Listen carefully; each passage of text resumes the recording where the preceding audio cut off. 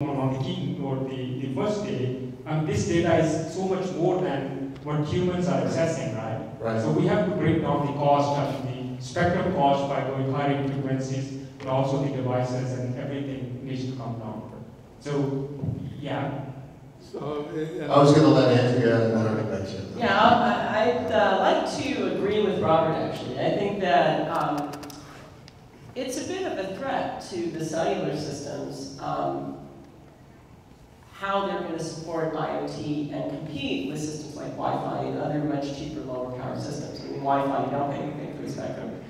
It's everywhere in everybody's homes today, and a lot of IoT applications are in the home.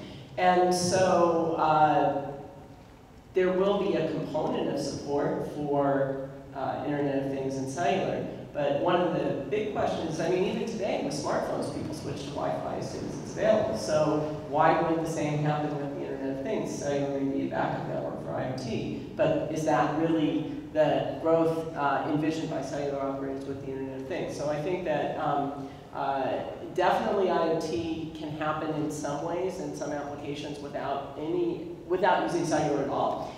So what is the killer IoT app that cellular is going to support is one question. One other point I made in my keynote this morning I just want to follow up on is that one of the big problems with today's networks is that there is no seamless roaming between Wi-Fi and cellular. The experience is very poor. And I think it would be nice if 5G could do something to make that experience better. And really, you know, and also when you looked at, nobody's mentioned unlicensed LTE, when you said you operate in licensed band, are you going to go on record saying that you have no interest in unlicensed LTE? Probably not, right?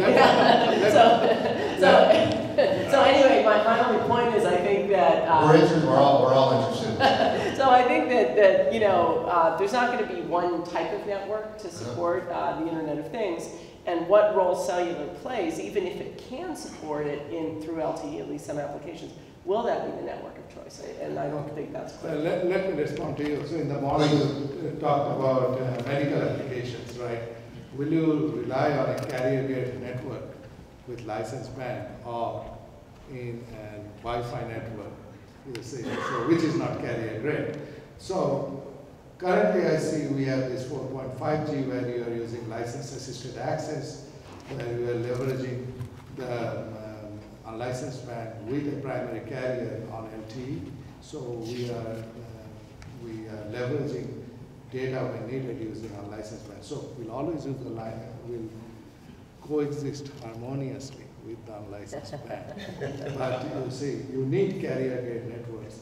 5G will be a highly reliable system for these highly reliable applications like medical applications we talked about. Okay, that's